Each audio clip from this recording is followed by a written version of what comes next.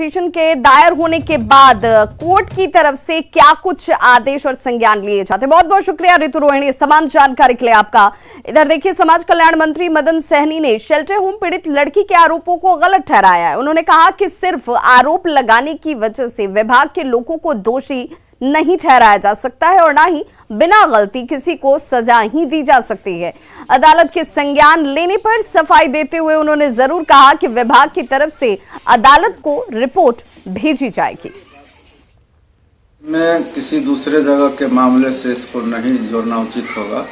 यह जो मामला है पटना के गाय घाट का, तो ये इसमें जांच विभाग के द्वारा कराया गया है और विभाग में जो जांच हुआ है वो निदेशक स्तर से जांच हुआ है और उसमें कहीं से भी जो आरोप लगाया गया है जिन महिलाओं के द्वारा, उनके द्वारा जो आरोप लगा उसमें कहीं भी सत्यता नहीं पाया गया है। उसके बावजूद भी हम लोग इस का जानकारी लेने के लिए कल विभाग के प्रधान सचिव को भी हमने बुला करके डिटेल में जानकारी लिया, तो वो इस जांच को सही अभी तक जो है प्रथम दृष्टया जो जांच रिपोर्ट आया है उसको उनके द्वारा भी सत्यापित किया गया है और हमको नहीं लगता है कि इस मामले में बहुत ज़्यादा सत्यता है। उसके बावजूद भी अगर इसको फिर से हम लोग को देखना होगा, किसी भी व्यू से देखने की आवश्यकता होगी, तो हमने कहा है प्रधान सचिव महोदय को कि आप इसको हर तरह से जो भी शिकायत मिल रहा है उसमें कोई भी एंगल छोटे नहीं, इसको व्यापक स्तर से, चूँकि पूर्व में भी हम लोग इस तरह के जो घटना घटी है उसको देख चुके हैं और उसमें भी सरकार के द्वारा ही उसका जो है सर्वे करवाया गया था, जो आपको टाटा इंस्टीट्यूट के द्वारा अध्ययन हुआ था, जिसमें यह मामला प्रकाश में आया था। यह ऐसा नहीं है कि सरकार से बाहर कि कोई व्यक्ति इसका जांच करवाए थे। सरकार को जब संज्ञान में आया था तो मुजफ्फरपुर के घटना का उद्भेदन हुआ था और उसमें जो सजा मिला है, जो कार्रवाई हुआ है, वो सभी के नज़र के सामने में है। इसलिए और जो पटना का घटना है उससे इसका कोई तालमेल नहीं है। फिर भी हम लोग सतर्क हैं और पूरी तरह संवेदनशीलता से इसका हम लोग जांच भी कर रहे हैं और आगे भी इस पर हम लोग पूरा जो है सो नज़र रखे हुए हैं कि किसी तरह का कोई गलत काम कहीं अगर होता है उसको तत्परता से दूर करने का उपाय किया जाएगा। लेकिन जो मामला जिन महिलाओं के द्वारा लगाया गया, हमको नहीं लगता उसमें कहीं कोई सत्यता है।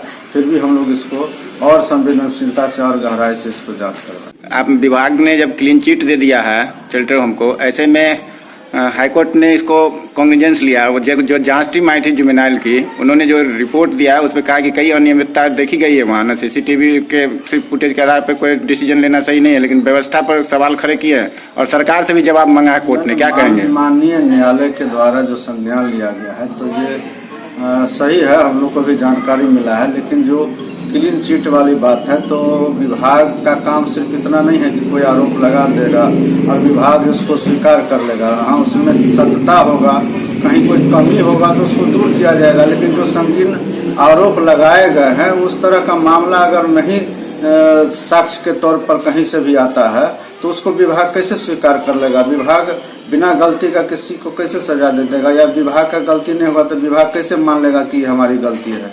संज्ञान लिए हैं तो हम लोग विभाग के स्तर से जवाब जाएगा। उसका रिपोर्ट मांगा गया पूरी तरह से, रिपोर्ट के तौर पर ही जवाब दिया जाएगा, उसका कोई दिक्कत नहीं है उसमें। तो समाज कल्याण मंत्री मदन सहनी को आप सुन रहे थे, जो कह रहे हैं एक तरफ की जांच की जा रही है, जांच में जो भी चीजें सामने आएंगी वो रिपोर्ट के तौर पर कोर्ट के सामने भी रखी जाएंगी, जवाब तो दिया ही जाएगा। लेकिन इस बीच समस्या पर यह है कि जब जांच ही पूरी नहीं हुई है, जिस जांच की बात खुद मंत्री कह रहे हैं, उसके बगैर आरोपों को गलत कैसे साबित किया जा रहा है, कैसे क्लीन चिट दिया जा रहा है, ये अपने आप में एक बड़ा सवाल पैदा करता है। पटना के गायघाट में जलमार्ग कार्यक्रम हुआ और इसका उद्घाटन किया गया। आज तस्वीरें देखिए आपके सामने, एक बड़ा मौका जब पटना से गुवाहाटी कार्गो जहाज इसकी शुरुआत की जा रही है। केंद्रीय जहाजरानी मंत्री सर्बानंद सोनोवाल ने इसका उद्घाटन भी कर दिया है। कार्यक्रम में बिहार से गुवाहाटी के लिए कार्गो जहाज MV लाल बहादुर शास्त्री जहाज, ये जो जहाज है इसे ये नाम दिया गया है लाल बहादुर शास्त्री जहाज, इसे रवाना किया गया, जिसमें FCI के 200 मीट्रिक टन चावल को रवाना किया गया है। कार्यक्रम में बीजेपी के कई नेता मौजूद रहे।